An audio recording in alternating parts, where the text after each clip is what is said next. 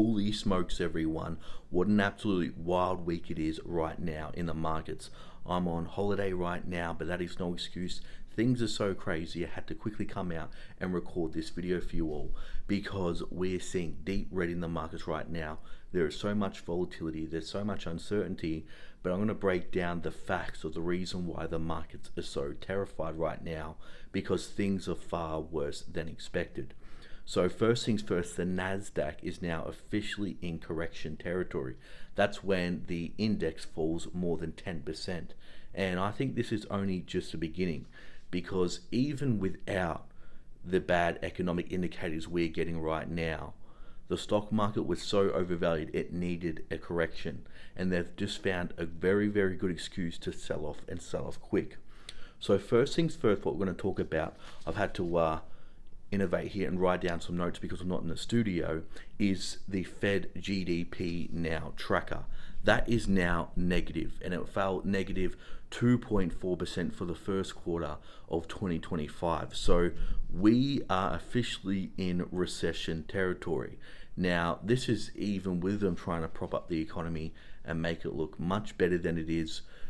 We all know they keep trying to manipulate it, trying to change the definition of a recession, but they can't even hide the economic pain that is happening now. Consumer sentiment is at its worst it's been in decades.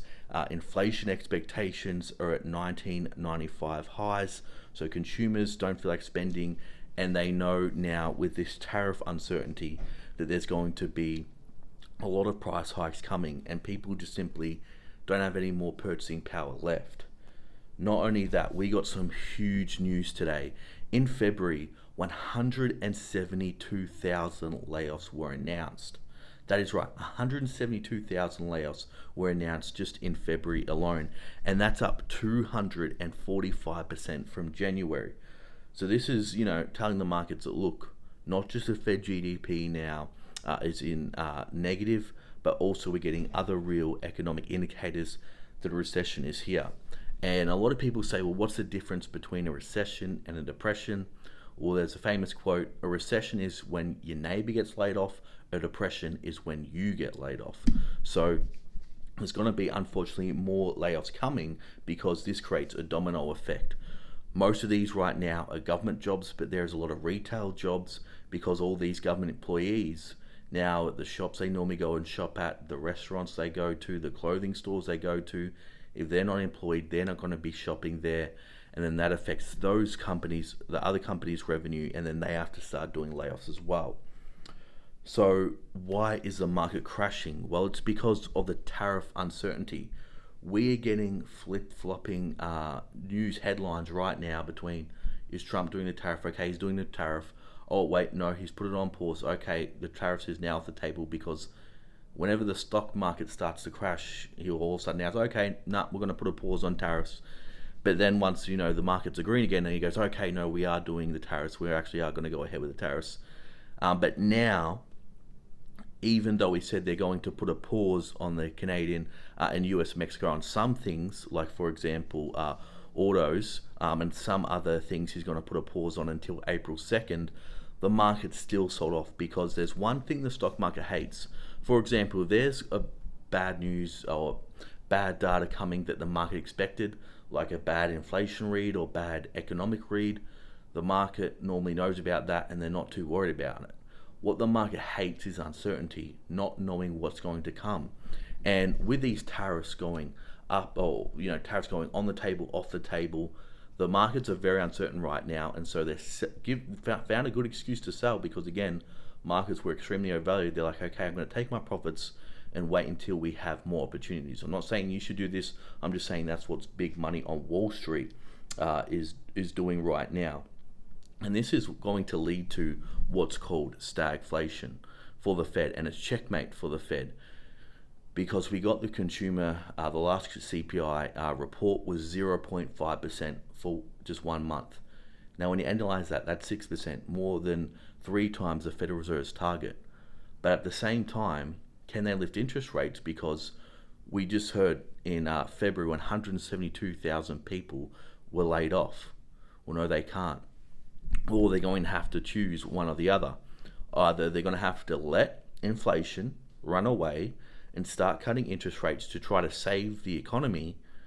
But here's the thing, if you get 2% GDP growth, but inflation is 10%, the economy's not really growing. It's just that people's purchasing power being diminished, people are spending more in dollar terms on consumer goods, but they're not actually getting the same amount of consumer goods for that dollar than the last year.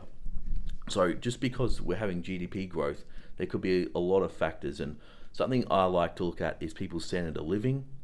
How is their standard of living? Or a lot of people's standard of living right now is collapsing. Basically, all their money is going on rent, food, utilities, and they don't have any money left over to go out and have fun or save for a rainy day or invest for the future. So the Federal Reserve is trapped, and this is leading to stagflation. Now, on the other hand, they could say, okay, look, inflation's getting out of control. We don't want it to get any more out of control. And even though they've done rate cuts, they may have to go back to doing rate hikes. And this would absolutely devastate the markets and cause a big stock market crash. Especially pain for the housing market, because the housing market has held on, but it's not going to be able to hold on for much longer with house prices at record highs and with interest rates so high. And again, really the pain would start when we see more mass layoffs and people can't afford to pay their mortgage anymore. That's when you see the real pain. And that's what we haven't had yet. We haven't had huge layoffs. Around the world, there's still been a lot of people employed, but now with Elon Musk doing Doge, with a lot of government employees either quitting because they know they don't want to work under Elon Musk or work under Trump, and a lot of people being laid off, this is going to lead to more domino effects in the markets. And I think we're going to see a lot more volatility coming ahead. And I think the Federal Reserve, like I said, is in a very, very bad situation with inflation surging again. And all this has been caused because they kept on trying to kick the can down the road. We'll deal with that later. Well, the music is now stopped. We've been playing musical chairs, and we're going to see who is going to be left standing and who doesn't have a seat at the table anymore. So, ladies and gentlemen, what I keep saying, you want to be in gold right now when there's so much uncertainty. Gold is still close to record highs. It's only a matter of time before it blasts past $3,000 per ounce.